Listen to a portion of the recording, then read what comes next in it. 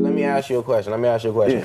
When Katy Perry want to get hot, right? Because she just did the thing at the Whitney Museum when they put her head through the table. Bad example. We're gonna agree. No, we're gonna agree. When they put the tray out, and they was like, "Oh, we gonna surprise the people and see it's Katy Perry," and nobody give a fuck, right? So she like, "Damn, who do I get? Do I get the Migos? Yeah, cause they hot." When Taylor Swift like, it's kind of yada yada. The Kanye shit was a long time ago. Somebody go call the nigga from Compton. Well, Miley Cyrus like, "Damn, I don't want to be on the Disney Channel no more." Where Mike Will at? Who got a Michael Jordan and Mitchell Ness jersey? I'm finna shake my ass and I'm finna be white again in 2 years. When that happened, do that not count as the culture? Because I feel like it's limiting because everybody want to be this. Certain point, you know what I mean? But I feel like getting older and growth is really important, and it's understated to kind of give yourself time to just figure out life. You know, we all got moments that we feel like it's going to be this, and then things change, and being able to overcome and kind of be malleable to certain situations. So I got an opportunity to kind of do music just based on my friends. Like I said, I was a kid doing kid stuff. Everybody have your, your mischievous ways or whatever, kind of being a part of your surroundings, family, things like that. Rid of the ego, man. The most important thing I think in success is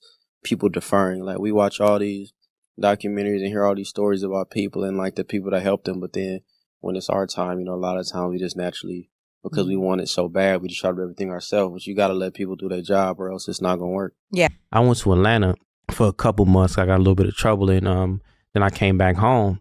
And it just gave me a new perspective.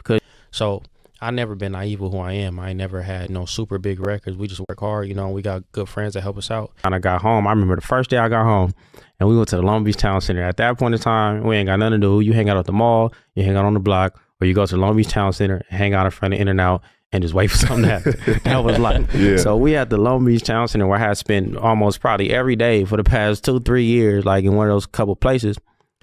And I was just like, yeah, I'm cool. Like, it just didn't I felt like I wanted to know more about life. In Long Beach, like, you kind of, at that point in time, at least, it wasn't cool to not, like, be yourself.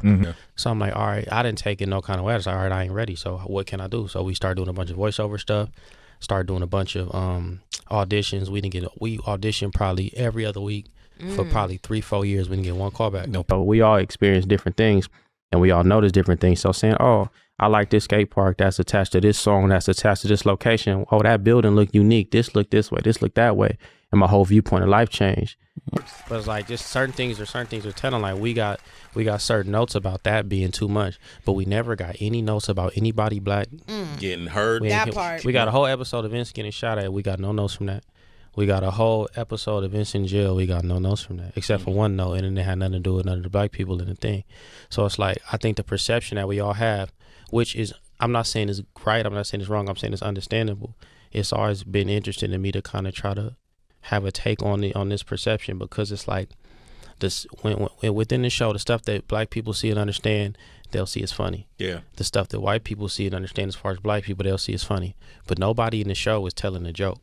And when my viewpoint on life changed and they were just making music, I just picked it up one day. But since I didn't have, I guess, as much talent or skill or just information as they had, I was making music not knowing what I was doing, which allowed me to kind of be creatively free.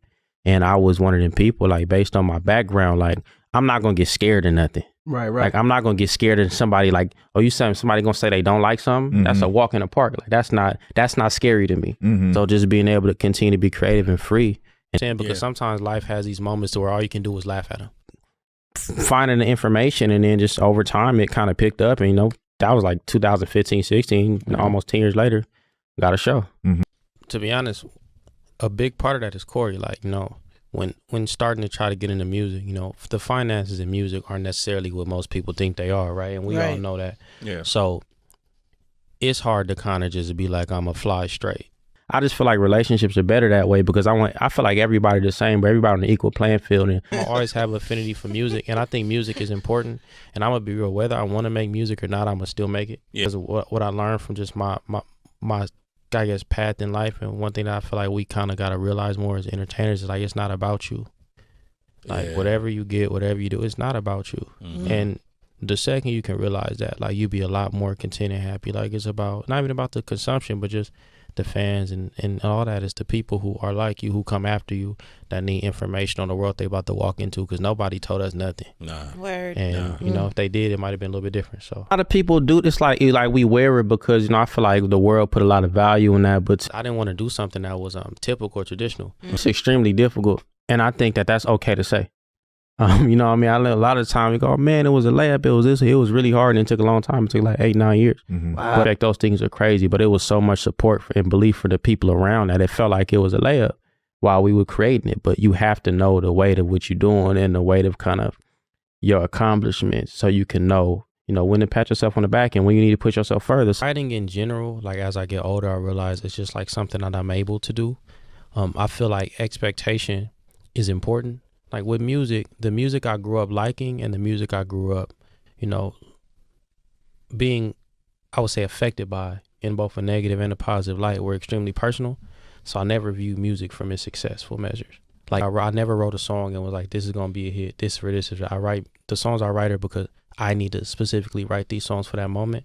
And I've been lucky enough to have people around that's accepting of that and be like, we just gonna put this where we can. But I've never had a conversation when, like, we have meetings with labels, they be like, oh, what's a single? And I'd be like, you tell me, because I already got what I got from it. Like, I've never heard a single in my life and be like, oh, that's the one. That's just not how I view music. Right. So then we get to the point of fame, celebrity, money, happiness. What do these things mean? It's all based on the perception that we have as people. It's like, it's a difference between coming from a fan standpoint and this is what I like versus like, this is what I am. And I don't think what people realize, it ain't a good feeling to sit in front of these motherfuckers who think it's only like entertainment. Yeah. Like there's no way behind the words and the position and these things. Like, so I just appreciate you get, oh, like you said, people knew how it was, right? It ain't that many people that work within these spaces that even know what it's like to, like, I got asked a question the other day on the red carpet, and I keep it short. Lady was like, and I know she meant well, but she was like, what was it like to fall in love with hip hop? I'm like, I'm waiting for that moment. Like, I don't know what you mean. And they was like, oh, you don't love hip hop? I'm like, no, I'm black.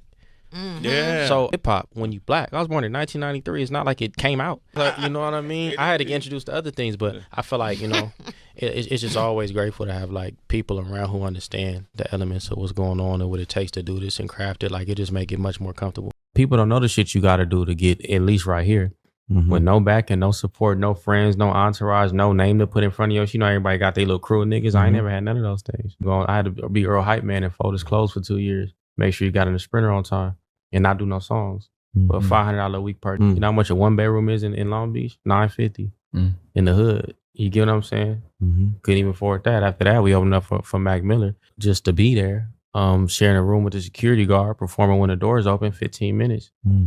Then Q led me on this tour. Didn't know what I was doing. Gave me a decent slot going before I was ever shot after audio push. Music not translating. Didn't know how to make it. Never met anybody who would tell me anything. He told me your songs are too slow. First person to ever try to help me. Wow. Besides, like, that's not my friend. Your friend is just going to support you because they're your friend. First person to ever give me some advice that's going to work. After that, we opened up for Joey Badass. Then we went on a festival run playing at 2 p.m. when the doors open at 12. Who can do that for 10 years if they not all in?